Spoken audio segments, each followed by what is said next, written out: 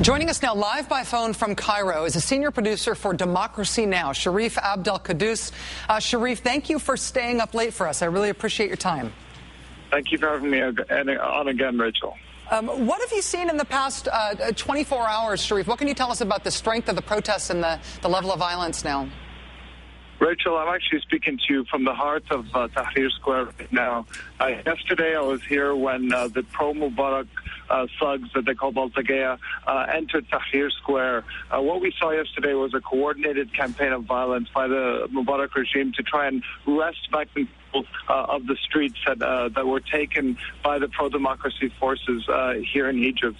And the level of violence was severe. I mean, you can't walk 10 yards here in Tahrir without seeing someone bandaged, without seeing someone in a cast, without seeing someone cut up or bleeding. I was there's a makeshift hospital here that's set up inside a mosque, and there's stab wounds, there's gunshot wounds. These are men, women, children. I spoke to one woman who was tending to a boy who couldn't have been older than 5 or 6 years old. He had a big bruise on the right side of his face, and I asked her about him, and he said he's a revolutionary. He's fighting for his future. So the people here are resolute. There's many people here in Tahrir right now. They're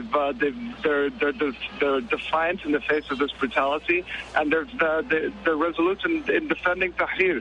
You know, Tahrir means liberation, and what they say here is Liberation Square until liberation.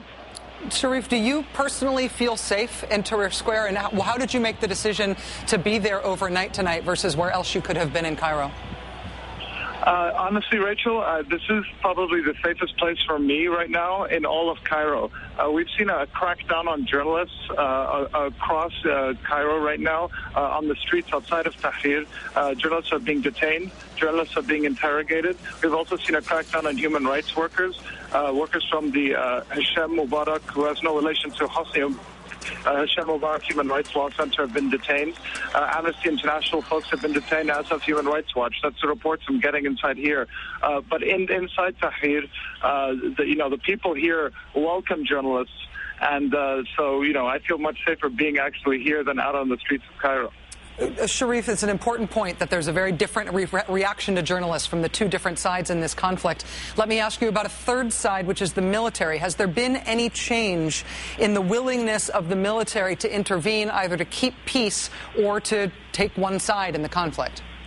Look, what happened yesterday, I've been always saying that the people here were always convinced that the army wouldn't harm them. I think they still think that's true, but what I don't think they ever imagined was that the military would let these thugs come in on horseback, on camels, to attack them, to throw rocks at them, to throw Molotov cocktails at them, and to lay siege to this place to try and force them out.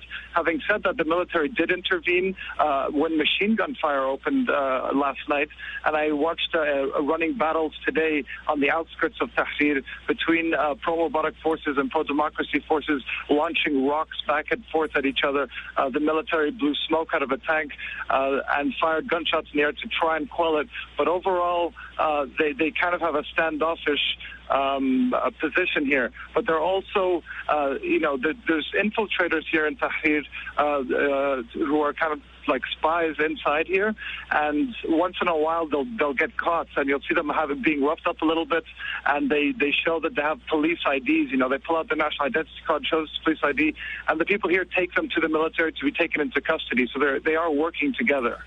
Sharif Abdel-Quddus, activist and senior producer for Democracy Now!